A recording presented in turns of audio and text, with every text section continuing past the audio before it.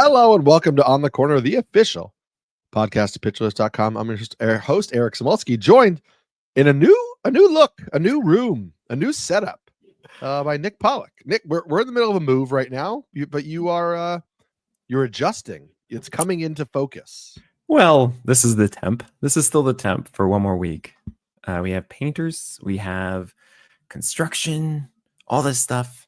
And yeah, new studio is going to look a little different next week. But yeah, it's a time of change, Eric. It is. It is a time of change. What a segue. You were in Cleveland. Not Cleveland. I was. You were with Cleveland camp. I was in Arizona with the Guardians for 4 days. Man. First of all, you know what the weather's been like here in New York. Being in the 80-degree weather in Arizona was great. Yeah, sure.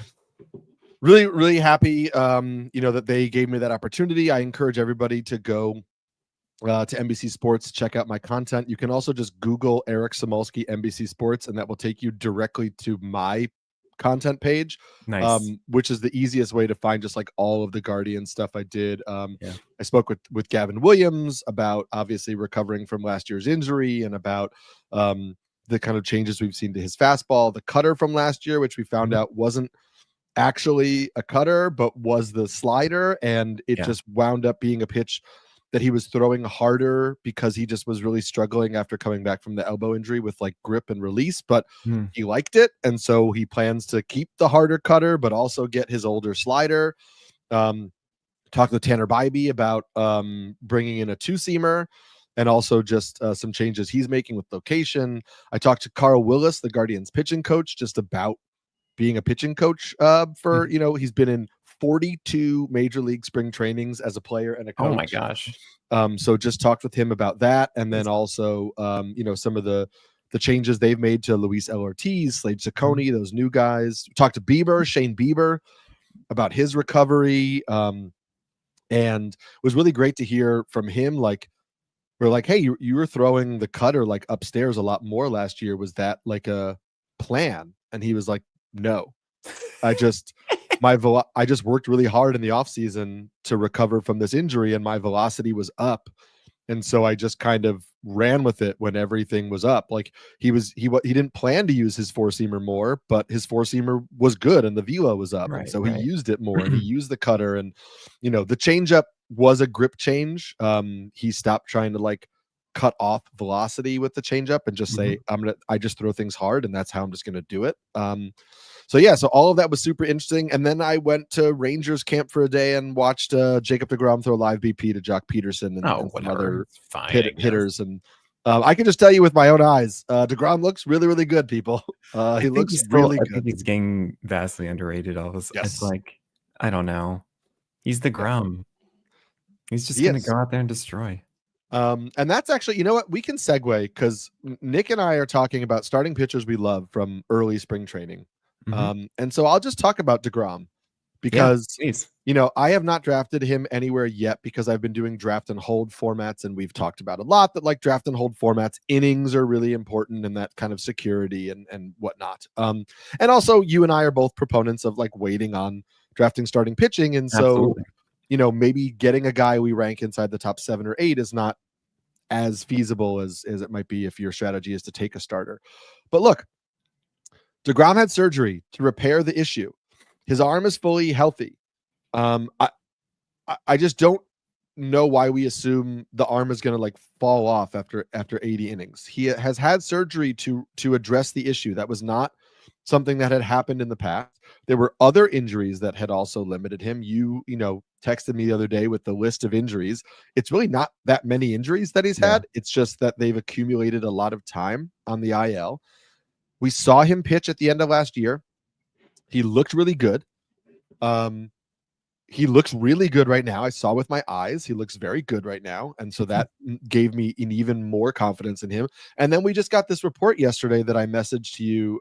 Kennedy Landry, who covers the Rangers, tweeted out that basically the Rangers are not starting deGrom as their like number 1 or 2 starter. He's going to start, I believe, as their SP4. And the idea for that was looking at the schedule, saying, okay, how can we get him extra days of rest without having to worry about like, oh, we're going to have him skip this start and do Right. that. So given the way the schedule plays out, by making him their SP4, he gets extra off days early in the season. And what we love about that from a fantasy perspective is he's not having starts skipped. He has a spot in the rotation. Yep. That's his spot in the rotation. He is going to make that start whenever that spot comes up. It's just that the Rangers have more off days early in the year, which is going to allow him to kind of slow play the innings at the start of the season.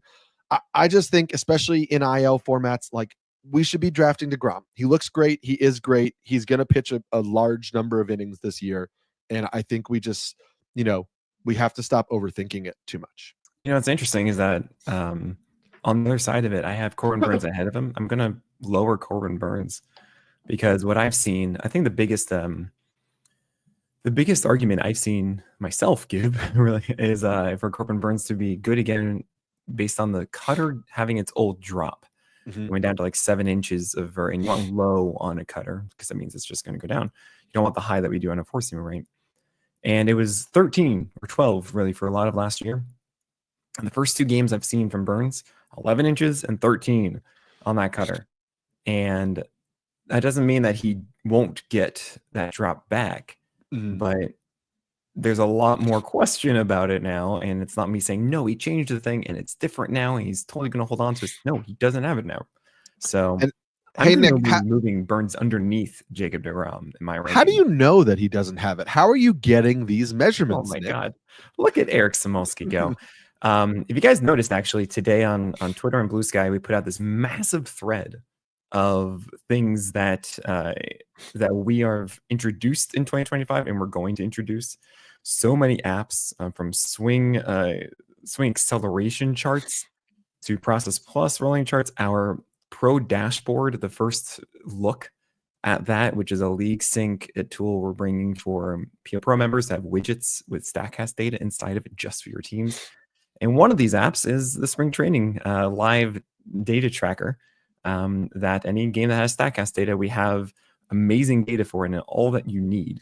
Not like all the stuff of Savant that is just like, I don't need all this. It's great. And actually today, I'm even seeing Quinn Priester's up 2 ticks for your Red Sox. So it's him versus Fitz. We'll see what happens there. But Burns, that drop is not nearly as good in the cutter. That meant the cutter was higher up. It wasn't as effective as a pitcher. I'm going to have Corbin Burns underneath Logan Gilbert in my rankings, I think, when I update them later this month. Yeah, and I should just say, like, a lot of what we're going to talk about today when we talk about starting pitchers that we love from spring training, I mean, not a lot. Some of it will be influenced by what we've seen in those numbers, right? Yeah. We don't want to read too much into numbers. We know guys are working on things. You might see, velocity be different and movement be different. And that could be because I'm just not throwing as hard. I'm not throwing 100% right now, throwing 70%. And so my curveball is not as hard as it would be. And so that changes the movement profile on it a little bit. Obviously, we'll start to see that change as guys are going longer than like 2 innings. They're starting to stretch out a little bit. Also, I thought it was really interesting when I was at Guardians camp, Gavin Williams said to me that he's not going to throw his cutter in Arizona because of the air and the way the cutter moves in the air. He doesn't want to throw it in Arizona versus when he's throwing it in Cleveland at the beginning of the year. And on one of the last episodes of Rates and Barrels, Saris pointed out that pitchers have said the ball moves differently in the spring training games in Florida versus in Arizona because of humidity. So those are things where, like, we don't want to overemphasize, like, when we see movement profiles that are different, but also movement profiles are different because pitchers are toying with things. And that doesn't necessarily mean it's going to stick, but it does give us the indication that a pitcher is trying something. Yeah, definitely. And so, like, you may see a pitcher where it's like, hey, this slider is harder and it's tighter.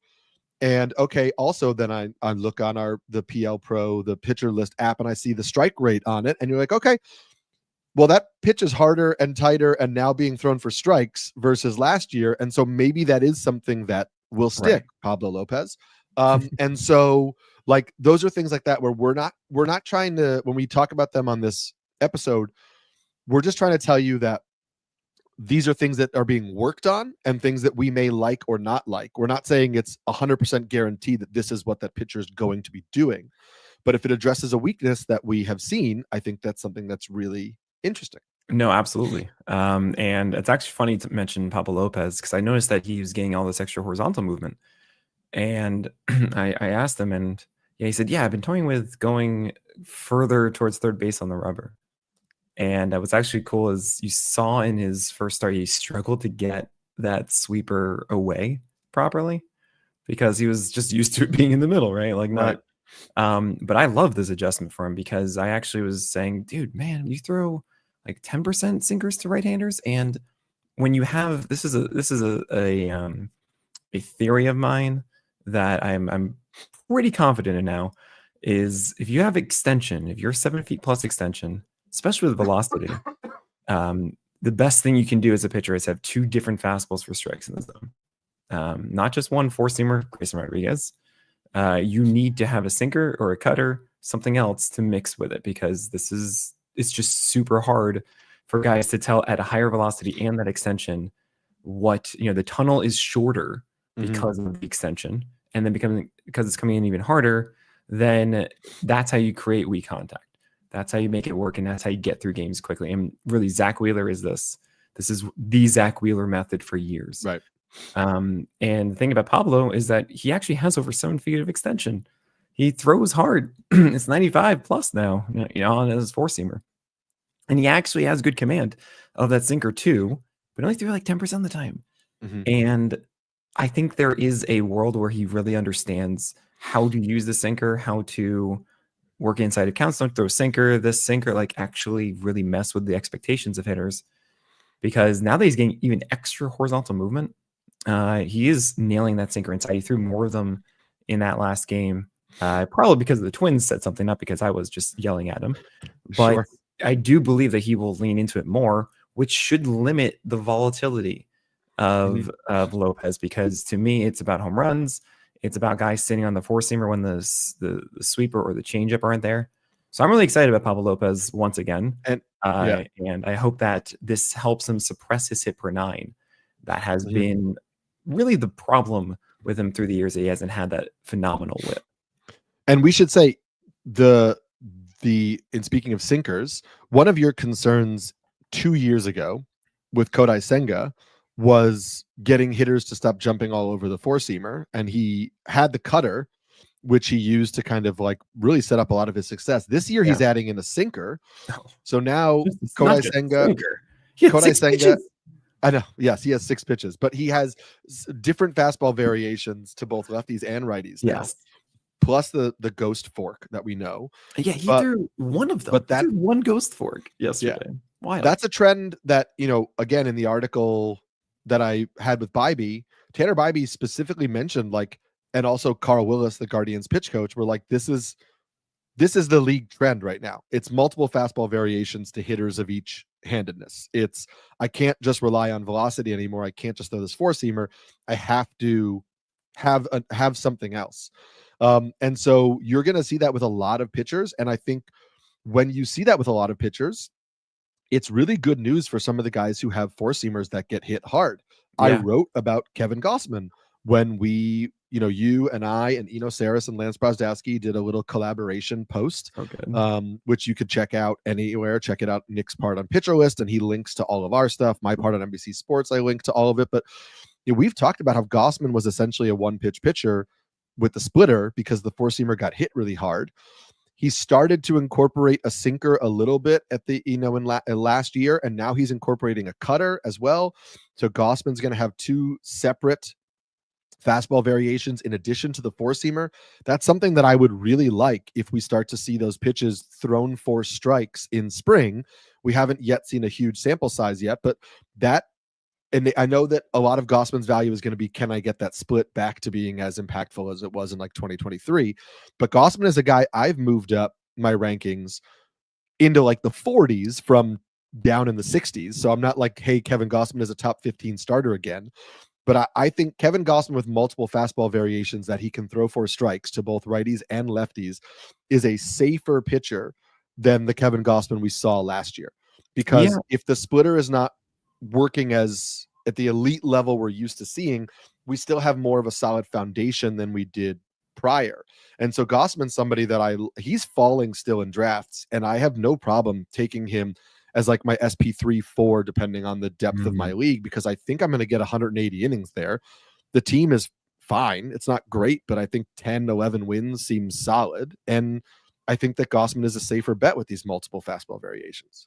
Yeah, I'm with you on that last statement that he is safer than before. I don't know how safe he is though, just because is the splitter gonna die away again? Is it gonna come back properly? He did a little bit at the end there, and I think it was even you that was mentioning about how Gausman isn't this like historically elite pitcher. Yes, 3 years of elite production. His sinker makes sense, but I don't think it's the real solution. The solution is that you got to have another reliable secondary pitch that isn't a splitter. What do you know? More at 11. Nick Pollack says that. And I'm still a little bit out on Gausman just because there's so many guys. And I do feel that you will be stuck a little with Gausman and you won't really know if you believe it or not. I mean, if he excels out of the gate, then fine. All right. You should feel fine. But I don't think that's a high enough probability for me to do it. So who are you in on then? What a nice segue from Eric Samulski.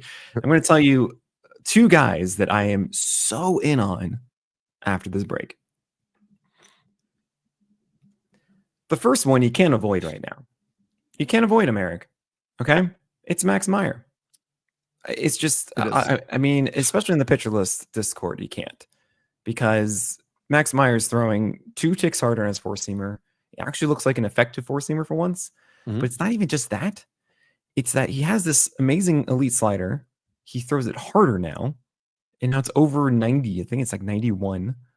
And he has a sweeper. So he took that one slider at like 88 and then split it and said, cool, I'm going to throw like the 85 and I'm going to throw the 91. And it is so good. I'm really stoked about this. I am obviously going to wait one more game until I really do something. But it's been, I think, at least 2, not 3 now, of Max Meyer showcasing this. And that's, look, it's kind of weird just looking at grids right now. I'm feeling like just looking at the numbers, click. Okay, cool, I like this guy. But sometimes it's just you have a foundation with the pitcher, and then they are demonstrably better. Yep. And you just go, well, okay, then you are going to be better now. It also makes it so fun to see them actually in action on opening day. And I have some huge news about opening day that I can't share publicly for like another 2 weeks. But guys, I'm telling you right now, you're going to want to spend opening day with us. That's all I can say. I was hoping you and I might get to spend opening day together. We'll see. Yeah, I mean, this is incredible. What you can tell me off air. And it's really just, I could not be more excited about this. And this is one day of like announcing all those other things. I didn't even announce this thing. I couldn't. So get ready for that. But yeah, Max Meyer to me is it's just he's showcasing things like, no, cool, I've figured it out now. Everyone was super high on Max Meyer. And then like he raised his arm angle after coming from college, and then he was much worse. And now he's back to the same lower arm angle. And it's a much better fastball, much harder. So yeah. I'm in on that. My 12-teamer at the end of the draft's like, sure, take a chance at Max Meyer. Where are you seeing him? I will say, let's just stick with the same team. I really liked what I saw from Ryan Weathers. Ryan Weathers was a guy who was pretty good last year in his innings, and then an injury kind of derailed it. There were the stories of like, hey, best shape of his life. Like, Ryan Weathers lost 20 pounds in the offseason. And those things are important for pitchers, especially a guy like him who acknowledged that he wasn't in the shape to get through a whole season. Lance Brozdowski wrote a great piece on Ryan Weathers. And you cited it on Twitter. We've talked about Weathers a little bit. Weathers throwing harder, like 99 right now from the left side, added vertical movement on the fastball. As Lance pointed out too, and as the great PL Live spring training stats app showcased, Weathers also added some drop on the changeup, so that's created more of a movement separation. He seems to have added a harder slider, like a gyro slider. Again, I haven't seen that pitch in person, but I just like the idea of adding that harder, tighter slider for him for strikes. So Weathers is a guy who, like, I honestly think like if it's push come to shove right now, like I know we've talked about your boy Edward Cabrera a bunch. Like Mhm. I might be drafting Cabrera like fourth amongst Yeah. Marlins You know, pitchers. and this is also the important part. We don't talk about this a lot, but I put out my initial ranks without spring training. And I say, cool, these are the things I'm looking for in spring training. I'm going to have them favored because I can see it working right now. And I can't predict who's going to be throwing harder, who's going to change their pitches, but I can see at least some guys that if they lean into certain things that we have seen before, that could mean the growth, right? At least I can visualize what the growth is. And with Edward Cabrera, the first game was not anything new in a bad way. And the second game, at least he was throwing more sliders, but we have not gotten to that point of Edward Cabrera really being like, cool, I'm going to throw like 30% sliders now. And until we really get that, I don't think that's going to work out. So I'm lowering him, but you're right. I mean, Ryan Weathers, might be surprised actually. We don't have any data publicly. Lance was able to get his hands on some, and that showcased those numbers. And amazing. Like I'm so excited to get confirmed. Just like cool. It's not that I don't trust Lance. It's just I just want to see it like right there, and I can just point at it and be like, cool, I trust this too. And I probably will come in the next one. I know there was some hype for Ryan Weathers last year, and he lost a little bit of it. He had some actual really good numbers 2 years ago as well in the spring that got worse. So there has been some history of him getting having a decline after the spring. That said, this is the highest peak we've seen from Ryan Weathers as far as ability goes. So I'm very curious about that. I mean, now it's Sandy, Ryan Weathers, and Max Meyer leading that charge in Miami. If only they had an offense. There might be something interesting there. But yeah, I'm really excited about Ryan Weathers as well, Eric. Yeah, and I mean Sandy, you talked about like you kind of were banging the drum for him. I recorded a video on NBC Sports earlier today about him. Just he looks healthy, and that's what's important. He looks like Sandy Alcantara. Yeah. They've said that they're not gonna have any innings restrictions on him. And so Alcantara is still going. Like I think it's pick 150 in the last 30 top 100. 12 team NFBC online championship draft. So 12 team drafts, pick 150. It's around starting pitcher like 40 something. I was never an Alcantara as your ace guy, but Alcantara as your SP3 or 4, the way he's pitching right now, the same way as Kevin Gausman. Really good. I mean, I have him higher than Gausman for sure. Okay. I think I feel more confident in what I'm getting. Sandy Alcantara, in my view. Yeah. Oh, that's what. But you don't have to draft him as your SP2 right now. You can draft him as your 3 or 4. Like I think there are like 20 guys who are SP2. Yeah. So you should try to aim to get a lot of those. They're really good. I agree. Another one that I'm really getting hyped on is Christopher Sanchez, and I mean he was at 97. Averaged 97 in yesterday's game. Not yesterday's game, I apologize, on Sunday's game. And that's insane. He was at 94 and change last year, and that was even a bump from 92 and change the previous year. Like every single offseason, he's increasing his velocity. Even came out and said a quote that his goal is to sit 96 this year. And he sat 97 in that game. I mean, sure, it makes sense it would come down after a 2-inning stint or so throughout, of course, a full game for Sanchez. But it's not just that he's throwing 97. It's that he also is showcasing this cutter. And the cutter, to me, is one of the main reasons why he had a 9 hit per 9 last year. He needs that, as it was sinkers going to right-handers that were just like, here's a sinker over the plate. Whatever. Go do something with the sinker.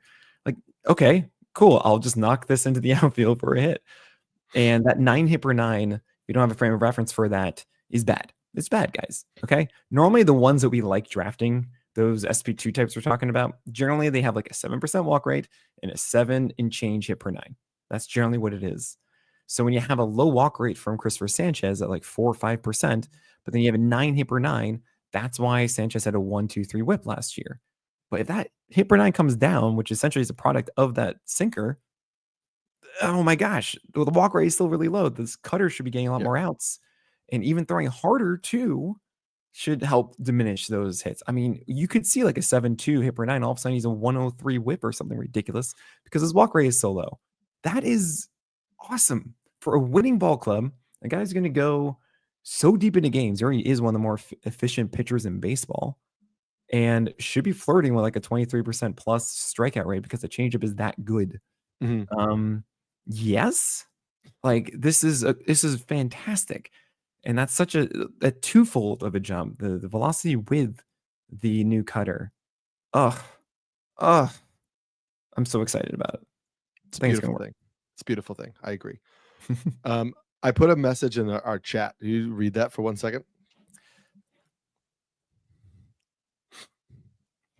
Oh yeah, I got you. Cool. Yeah.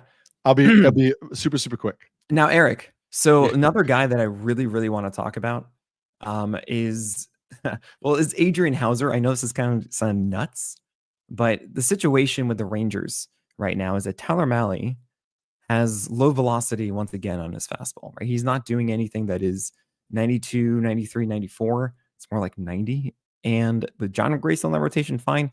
The SP5 is kind of up for grabs if Tyler Mahle isn't that guy. So you have Kumar Rocker, who we were all hoping would be that guy. However, Kumar Rocker's getting rocked. He's not looking prime out of the gate.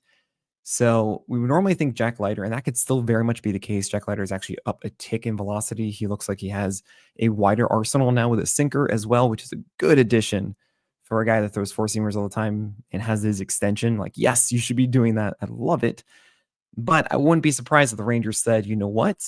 We have Leiter ready to go in AAA. We're going to need him at some point, probably because of DeGrom or whatever you want to say about that.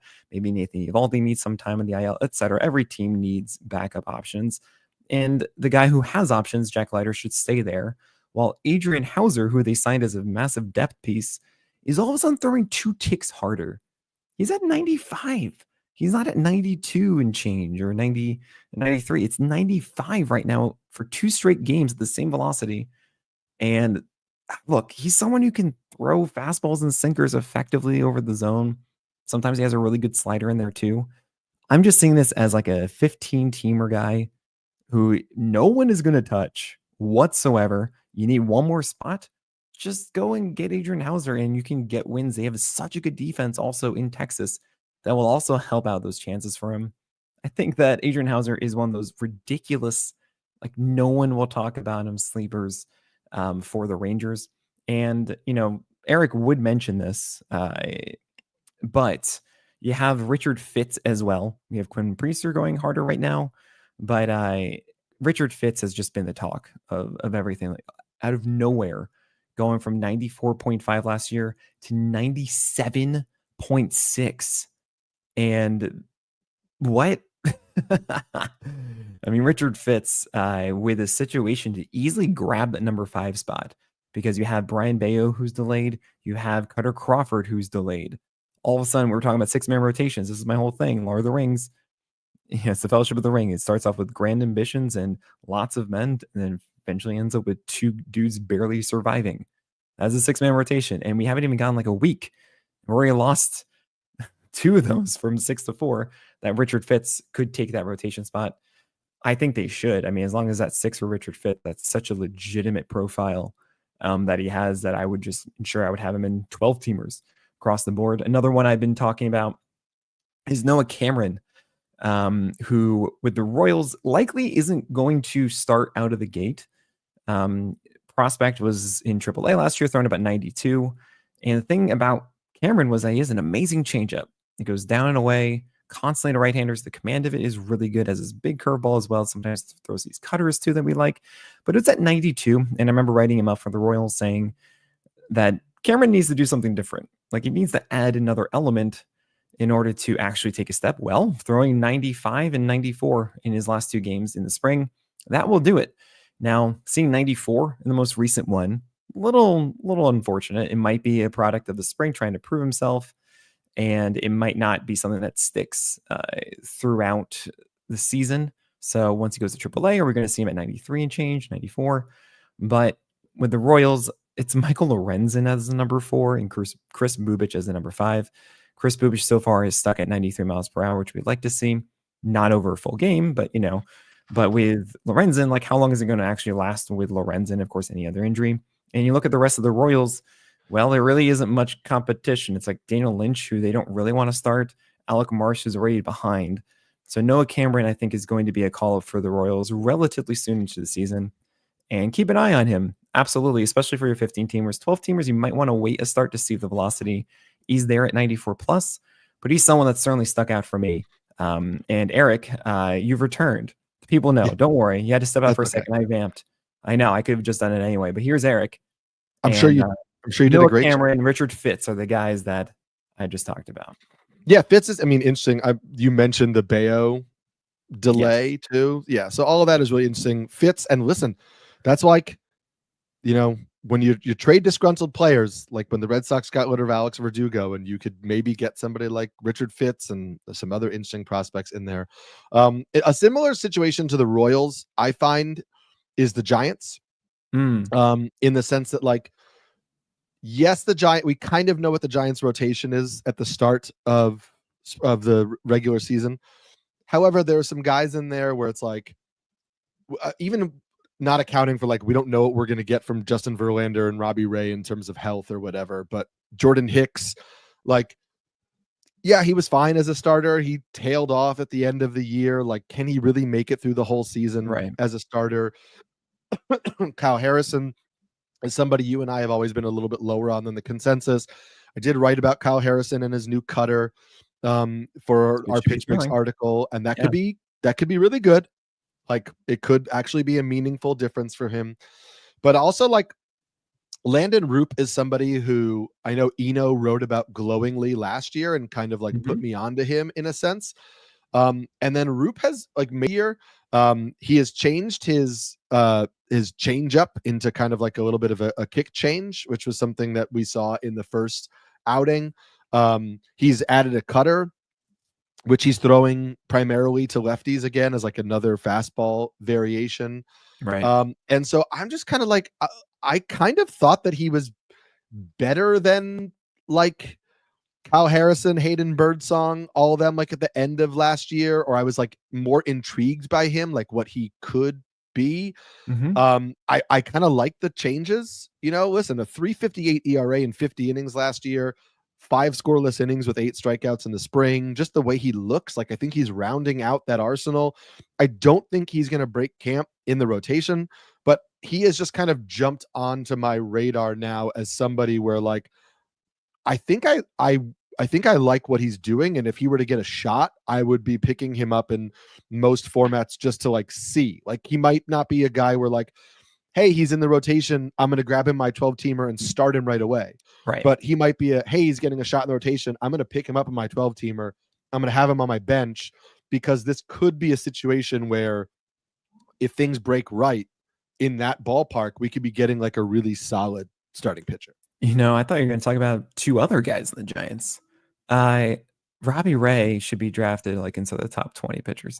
Yes. I mean, it's where I'm leaning right now, because he has a changeup now, and it stinks I don't have hard data on it, but I watched the game. They had 3 innings of 6 strikeouts and looked dominant.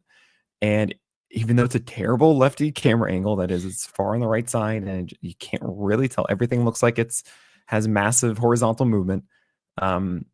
I think he was throwing those changeups to right-handers down and away, and it looked so good. This looks like a normal changeup for a lefty, and wait a second, Ray has never had that. Oh my gosh, that's a huge deal for someone I already thought was going underdrafted in the first place, because he's a 25 to 30% strikeout rate guy who pretty much has been the same for like 3 years, and then got Tommy John, and we were rating him inside the top 30 easily in that time. Yeah, I love Robbie Ray this year. And I also am very intrigued all of a sudden by Hayden Birdsong. I haven't got any data on it, but he hasn't walked a batter yet. Yeah, that's made a really good point. Crucial. I agree with him that you watch Hayden Birdsong and his horrifically bad 4-seamer command at times, and you go, this does not look like a dude who should be missing this much. Like, mechanically speaking, Birdsong is actually looks good as far as going straight to the catcher and not being ultra violent, not being super quick or inconsistent.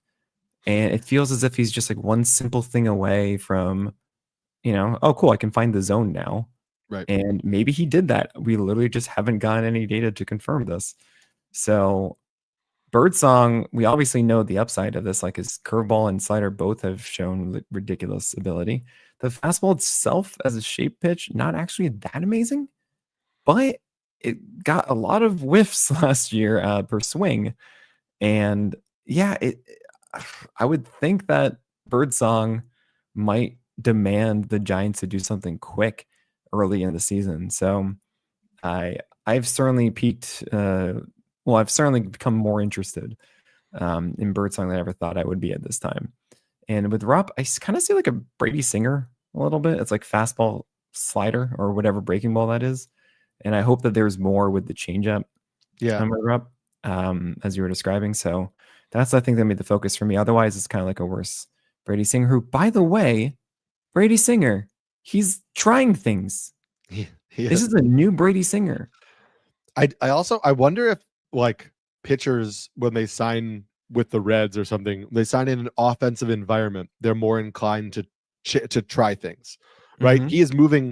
He has a massive park downgrade from Kauffman Stadium to Great American Ballpark, and I wonder if as a pitcher that makes you go, okay, maybe I'll try. Maybe I don't have the margin for error that I did, so I'm going to experiment with some things that maybe could, I don't know, help me out in some way. Let's add on to the Robbie Ray thing with Jesus Luzardo, who is another guy coming off of multiple injuries, who the velocity looks good. There's a little more run on his fastball, which I like. The changeup has looked really good early on.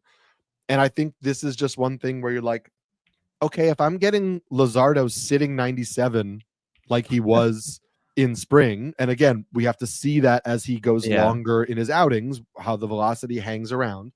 But if I'm getting Jesus Luzardo in the upper 90s with that changeup looking like the changeup that we saw when he was like running really good, I'm in on him with the Phillies. And again, like being in on Luzardo isn't drafting him where Robbie Ray is being drafted or would be drafted, right? Right. Luzardo is not going as a top 30 starting pitcher, and he won't. Like I don't think there's anything Luzardo could do this spring that will have him being drafted that high. But like right now, he's going in like the 50s, starting like around starting pitcher 50 something. And like I'm so in. I'm gonna take Luzardo because he looks healthy, and I think that he is making changes to help mitigate that contact against righties. And so that's just another guy with health that has stood out to me. I think health is really important. At this point in time, too. Sinkers to lefties for Luzardo. That's not a thing he's normally done. And actually, when I did my report of the Marlins before he even got traded, it was twofold. Of one, you should be throwing your four-seamer, which has actually more expected horizontal movement inside to lefties. You got to throw this thing inside of lefties. You're not doing that, and you're essentially leaving profit on the table. And so here he is with a sinker, even leaning more heavily into it, spotting it inside of lefties in that game. That's some good stuff.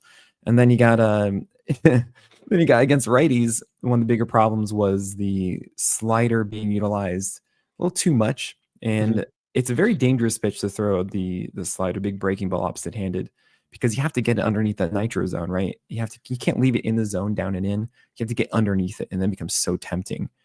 And Luzardo made a lot of mistakes in the middle of the zone with that pitch last year, and it got destroyed. The thing is, his changeup is insanely good against righties, and I don't really understand why he's allowing himself to put himself in a position that he could get beat by the slider instead of just going with the changeup. And what he do in 4 out of 5 whiffs on his changeup to right-handers in that game. And I'm like, yeah, cool.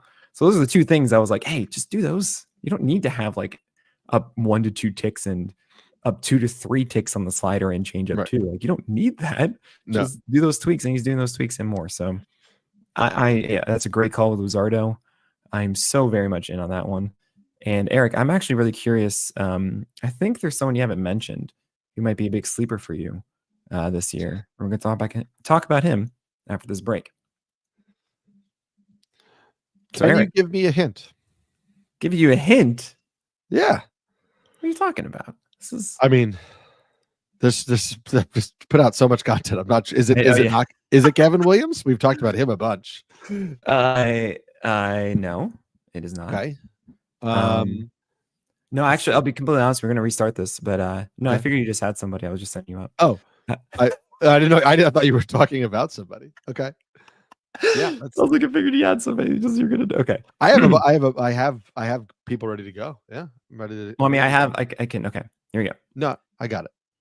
So Eric, who we got? Who is the sleeper that you just have to tell everyone about? Well, I got to tell you, it's not somebody that I have to tell everybody about, but it is somebody that popped into my mind as you were talking about Jesus Luzardo, lefty, increased changeup usage, better changeup. Because I got to tell you, another pitcher that I wasn't sure I was going to be in on, but I liked the changeup that I saw from Cade Povich the other day. Oh. 3 scoreless innings, 6 strikeouts. That changeup looked so much better than it looked in his MLB debut last year. We talked about how he was kind of a guy with no great pitch. Like, yes, he had 5 or 6 pitches, but you were kind of like, okay, but which one of them are really good? Right. If that changeup looks as good as it did in those spring starts, and we have to see it carry over, like we've talked about, lefties with good changeups in this league are really great for neutralizing right-handed hitters. And I look at that Orioles rotation and it is not good. Like, yes, I think that Povich is probably on the outside looking in because of Tamayuki Sagano. Like, the Orioles signed him to be in the rotation. Yeah. Charlie Morton, Dean Kramer, like those guys are probably going to start the year in the rotation. But like, if Povich is taking his game to another level, and if Povich is able to throw that changeup the way he did, if he has decent velocity, like I think he's going to get another shot. And I'm way more intrigued by him if this changeup growth sticks than I would have been last year. Oh, that's a cool one. Rogers is sidelined by the knee injury. Chase McDermott is sidelined with a strained lat. We know Bradish isn't coming back from Tommy John surgery until like maybe the very end of the year. So I just don't, there's nobody competing for the SP6 role with Cade Povich. Like that is him. Right. Like, I guess it's Albert Justin Suarez? Armbruster, who's not on the 40-man roster. Ronzi Contreras, who's been out So of the Suarez bullpen. is hurt with a knee. Is that right? Yes. So Suarez I is completely missed that. down, but I think also Suarez is somebody who they have shown that they'll pitch out of the bullpen. Mhm. Suarez does have no minor league options, so he has to make the roster. And that makes me think Suarez starts the year out of the bullpen because I think that Tomoyuki Sagano is there for the starting rotation. I mean, it might be a case where he can piggyback some starts though with Sugano to make it easier for him. So you might see like 3 innings from Suarez or something like that.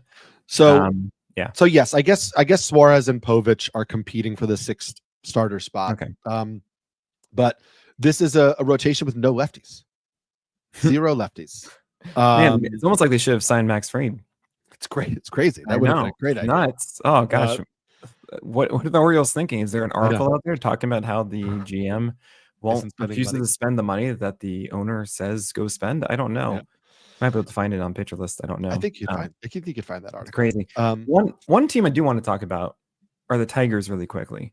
Okay. Because obviously I've said, hey, Sawyer Gipson-Long is actually a major sleeper to me. I think he is. I think a lot of people overlook the impact of Tommy John guys coming back.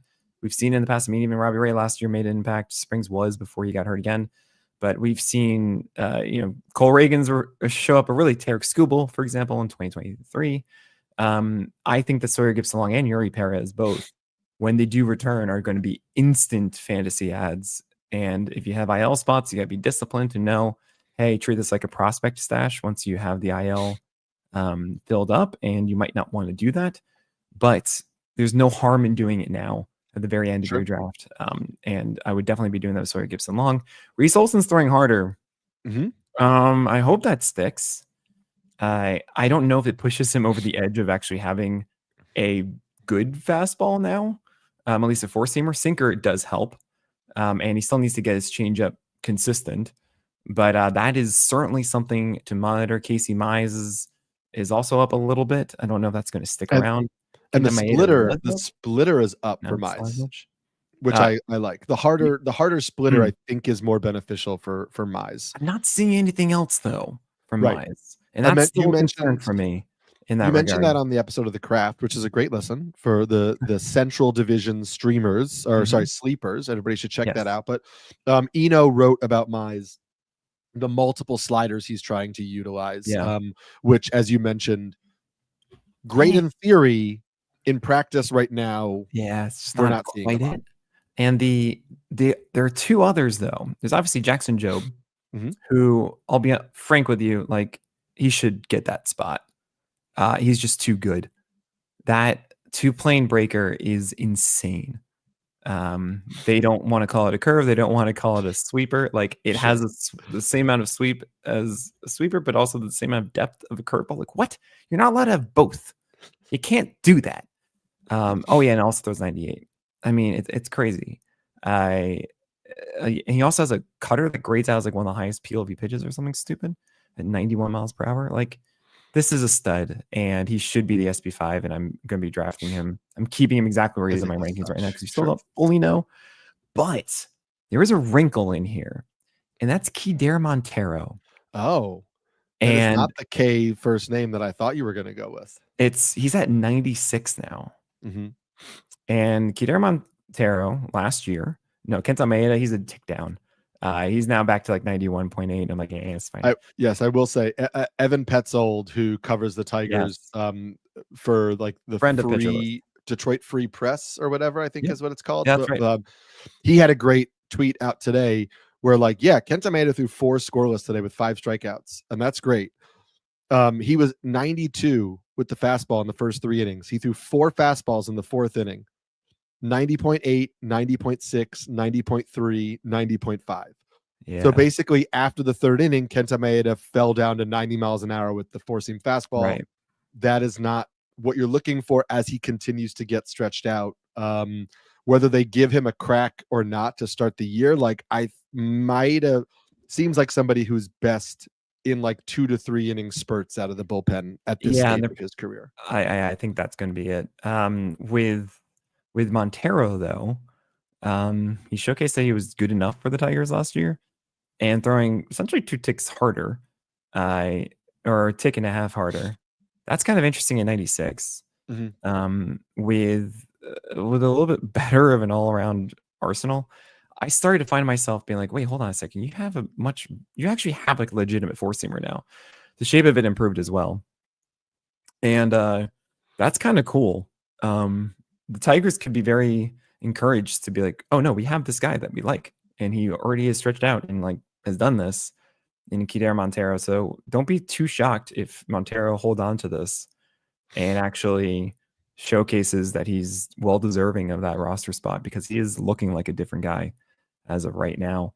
Are there any other ones that you've been disappointed by? I'll start off by saying Andre Palante with the Cardinals is down 2 ticks again today, and worse movement on his 4-seamer. And keep in mind that 4-seamer was a cut fastball that you can kind of just think of it as a cutter. Like, it's like first percentile in horizontal and vertical break on a 4-seamer. It's like, that's because it's a cutter. And it has less movement and also less velocity, which is just like, what? Something's wrong. Right. And the real note for that is, well, he is supposed to be their number 5 or like their number 4, right? You have Masses or 5 if you want to say that. So the Cardinals have Michael McGreevy, who's likely the one who steps in as the number 6. Don't really love him. I think he's an interesting command guy, whatever, but not anything to write home about. But then after that, it's Quinn Matthews. Yeah. And I'm in on Quinn Matthews. Yeah, I will say, like, I think everybody is saying that Matthew Liberatore is starting the year in the bullpen because he was a reliever for a lot of last year, but they've been using him in spurts like a starter. Like, he's thrown like 3 innings at a time. He has not allowed a hit at all this spring and has retired 21 of the 22 batters he's faced, and is adding in a cutter and is a tick harder. And is somebody who was like a legitimate prospect coming up. Right. And so now you're like, huh, do they give him a shot? Because this is the season for the Cardinals where you're like, why not? What is the downside? Right? Like the Cardinals, that's why. We are rebuilding. Like, they are like, if Matthew Liberatore looks representation, looks that good. Corporate loyalty. Yeah. Sure. Just like the old guys are like, he's been here a while. He's gonna see it out. I don't care if it's what. He's gonna see it out. We should. I mean, we should see it out with him a little bit. Like, I'm curious. I just don't know that it's a given that he's in the bullpen if other options That's such a good call, Eric. are not kind of like performing up to expectation. So that's a name I'm looking at. We know it's not going to be Quinn Matthews to start the year because he already got sent to minor league camp. Absolutely. You and I are both very much in on Quinn Matthews. So I think when he gets a shot, like I'm invested. I just think McGreevy and maybe Liberatore get shots beforehand. I will say, just you mentioned Palante. I want to just call out in the same game. It's Tyler McGill was pitching today against Palante. You and I have, been in on McGill at cost based on just like, where he was being totally undrafted. He's a guy who's probably starting the year in the rotation, given the injuries to Minaya and Frankie Montes. He has added the cutter last year, which we knew was a component at the end of the year and we liked. He's added the sinker as more of a focus on the arsenal this year. 72% strike rate on the sinker today. 14 sinkers was his second most used pitch. That's really good. 5 called strikes on it. Like, we need him to have fastballs that he can pound the zone with, because the 4-seam fastball was not that. But the 4-seam fastball at 96, with 16 inches of IVB, can play up if it's a 2-strike offering. If I can throw other fastballs 4 strikes and then throw the 4-seamer. And I also just noticed, like, he really reshaped that curveball. It's early days, so we don't know what we're going to get from it, but that curveball's up over 4 miles an hour. We've talked about how it has kind of like shrunken when you throw breaking balls harder, it shrinks the movement profile of it a little bit, right? It causes it to move less because it's coming in harder. That theoretically could make it easier for him to command the pitch because he has less movement to worry about, like making sure it doesn't fall out of the zone low. We have liked the slider for him in the past. He hasn't used the American spork, or he didn't use it today, but like, we know he's playing around with things, but the cutter was a really good pitch for him. And I think a cutter and a sinker as bigger parts of his arsenal make me intrigued by Tyler McGill, where, like, you have always preached this idea of late round picks being guys who, like, you can make a decision on early. And I like taking a flyer at the end of drafts on McGill because he's going to be in the rotation to start the year. If there's no improvement to the command, then you're just like, all right, it's the same dude, and I'm done. But I have moved McGill up. Like, he's still basically like around 100 for me. I think he was like 98 or 97. So it's not like he's really high in my rankings, but I moved him from a guy I'm watching to a guy that I'm happy to just say, why not? In one of my final picks, and just see how it goes. Man. So Tyler McGill, or formerly known as Ty Lord McGill. This should be so good. And look, he's throwing 96 today, 7.2 feet of extension elite, 1.4 height adjusted VAA. So that's flat. With that extension and that velocity, should absolutely destroy upstairs. Shaq's just like completely killed him. He has like 2 fastballs above the middle height. And even one of them is like half middle, half high. He has like one legitimately high fastball thrown today. And that just destroys me, because it's like, I've been waiting for Tyler McGill to really turn into like a harder throwing Bailey Ober almost. Or really harder throwing Joe Ryan, kind of. And no, Bailey Ober's much better. And he just can't locate the 4-seamer upstairs at all. And even the sinker location to right-handers today was middle. It's down the middle. And it's right down the middle. He's so close. He doesn't need the nastiest of nasty stuff. Love what you're talking about with the curveball going up to 82. Yep, that's all you need. Sure, great. Throw the cutter down away if you can, but like, he's not that command guy. And I love the strike rate, but in that 1.4 height adjusted VA, it was 1.1 last year. That's a flatter 4-seamer. Like, it's even better, and you just can't do it. It drives me up the wall.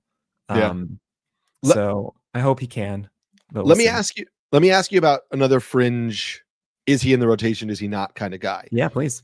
I have enjoyed the changes that Jack Leiter has made this spring. I know that. Oh, I talked about Jack Leiter when you were gone for a second. Adrian did? Hauser is the one Yes. that is up 2 ticks and I think could take Tyler Malley's spot. So that was my question, is about Rocker or Leiter. And Rocker, whatever. Rocker's getting rocked, haha, but he is, and Leiter's spring. looking way better. And I'm now like kind of shifting more to Leiter Yes. than I am Rocker at the moment. And I think, like, listen, I know some people who work in baseball, and I just know that there are some people who are of the mind that Jack Leiter made real improvements in AAA last year, and his AAA numbers were pretty good, and he wasn't able to carry that over to the big leagues. But if he's doing, and he's looked pretty good this spring, and there just comes a time where a guy needs to get a chance to pitch regularly against major league hitters to see if he can get Jack major Leiter league can hitters easily out. be that. I mean, his four-seamer, whether that's Jack Leiter making, I just say whether it's Jack Leiter making the team as like a bullpen guy, like as a long relief guy, or making the team as a fifth starter. Like, it's a little bit of like a Reagan's situation where like Texas didn't really have room for him, but they needed him to throw against big league pitching because he had just proven that he could throw against big league pitching. And in 23, they had to use him out of the bullpen, probably more than they wanted early on. And then they were making a run at the World Series and decided that he was better off, that they decided to trade him. And I know that like the many people within the Rangers front office have said after the fact, like they really liked Cole Reagans. They wanted a bullpen arm to try to win the World Series. They thought Chapman would help them win the World Series. Well, that happened. And they did. But like, they felt like Reagans needed opportunities against big league pitchers. And that might be the case for Jack Leiter here. I'm not saying Jack Leiter is the next Cole Reagans, but I'm just saying, like, I think Leiter may get an opportunity sooner than we necessarily think. Yeah, no, I would love that. Sorry to interrupt you before. Jack Leiter, we have this amazing app for four-seamers. It's called the Four-Seamer Live app. It's what we had last year. We're actually making it much better for all pitch types and everything this year. But essentially, it would take the Fan 4, that is the Fantastic Four of velocity and extension and IVB and height adjusted VA, shove them together to create a really good expected whiff rate. And we have this also for AAA. So I'd be able to see four-seamers in AAA, which I think is actually the most important pitch to follow. I think a lot of people would agree with that in the minors, to really see, like, cool, if you have an overwhelming fastball, it's just a lot easier than just a really good slider. And Jack Leiter would just blow up this leaderboard every single time he started, and just like see the AAA ones. I'm like, oh yeah, Jack Leiter 136 plus or whatever, and like everyone else like 102, because his is just like amazing extension, amazing vert, amazing, the whole thing. So it makes sense to me. It's just really about, as you mentioned, getting the reps so that he can throw the slider for strikes. Is the new sinker going to be the extra strike pitch he needs, or is he developing that cutter and everything else that he needs, right? Like, I can see that happening. It's just a question of when, really. He's another harder changeup guy, too. Absolutely. I don't know if it's a kick change or not. But. To end this one, I'm going to ask about not Tristan McKenzie. He's just throwing max effort and like is not going to stick at 3.4 miles per hour faster. 94.5, not going to stick. Joe Boyle, 103 was his average. 2.6 ticks up. And when he was traded from the Athletics to the Rays, we all said, oh, the Rays are going to fix him. And I'm like, you can't fix ridiculous volatility, but maybe they have. Do you think that Joe Boyle is going to be a thing this year, Eric? I do, but I think it'll be as a reliever. Okay. But I do think Joe Boyle will be a thing this year. For the Rays out of the bullpen. I just think, like, I look at, I think Fairbanks, I don't know that he lasts the whole year in Tampa. We just know how they handle bullpen assets, right? They're going to trade you at your max value, and they're going to get the next Edwin Uceta or or Yeah, right, Robert right. Stevenson or all these other guys. Yeah. And so I think that Boyle's going to get a shot. I think he profiles as more of a reliever. I think we had said that previously. And so, yes, I think that he is going to be a thing out of the bullpen for the Rays. I don't know if that thing is closing. We'll see. I mean, they have, they could use Uceta, they could use Manuel Rodriguez, guys like that. I want to throw it to you for one final pitcher, Sure. because I know that sometimes when we talk about guys who are rising in the spring or guys who are, jumping into the conversation, we're looking for like the next like big breakout guy, right? Of course. Who is going to jump in and have this huge year. But sometimes it's just, who is somebody we totally ignored who actually probably has a full-time role and is a starter that we have totally forgotten about. And there's somebody in the NL East that you and I have talked about on a team that plays in Washington who is going to start this year because he was signed in the offseason to start. Yeah. And nobody's talking about him. Yeah. And his velocity is also up this year. It's up to 94.5 or so. Yeah. Yeah. Who are we talking about? We're talking about Michael Soroka. Mm-hmm. Yeah. At first, I thought you were talking about Merrill Kelly, who's the guy that like, oh, cool, I'm in a 15-teamer. Yeah, I'll be really happy to get Merrill Kelly's up in velocity a little bit. And like, that's a good defense. And there's a good, wonderful volume. 12-teamers, I'm like, yeah, whatever. But Michael Soroka, yeah, I hope that's real. I mean, it looks like he changed his arm angle a little bit. He's a command guy. He was before. Like, think of him as almost a Brady Singer type now, really. Like four-seamer, sinker, slider. And maybe there's a little bit more with the changeup coming back with Michael Soroka. But what I do like about him is he's always been like a veteran. Like, even when Soroka first came up, he was like 21 years old, and we were just impressed at like how he would manipulate the ball and utilize all the corners of the zone. And we don't normally see that from a young guy. And then, of course, his legacy has been just injury after injury and never really getting back into a rhythm. So, yeah, there is certainly sneaky value to be had. And it does mean that DJ Hers, who just walked 4 batters in a game, might not be on that opening day rotation because he has options and they are running out of space. Ogasawara is also there with Soroka. You have Trevor Williams and Mackenzie Gore and Jake Irvin. Where does DJ Hers fit in here? It's kind of wild to say that, but I think that might be the case. So I'm not interested in a 12-teamer, but like Soroka made 15. There's a good dart throw. Why not? Yeah, that's exactly what I'm saying. It's like deeper leagues only, but he's on the radar now in ways that we have forgotten about. And I just, for people that are out there playing in all different league types, I know we're chasing like what is happening this spring that's going to unlock this guy and make him like, a league winner, like all these terms that we hear all the time. Right. But sometimes, especially if you're in deep leagues, it is just like 3.75 ERA. Who's going to do it at 118? Yeah, like who's just gonna provide value that we have forgotten. Absolutely. About. And so Eric, I think it's gonna do it. I think that's gonna do it. That is gonna do it. We've covered a lot of guys. We're gonna continue through spring training to go through these kind of like risers and fallers, and maybe we'll play around with like our favorite picks in certain ranges and things like that as we get through. If there's something you would love Nick and I to discuss, feel free to reach us on Twitter or on Blue Sky. We're on both of those platforms.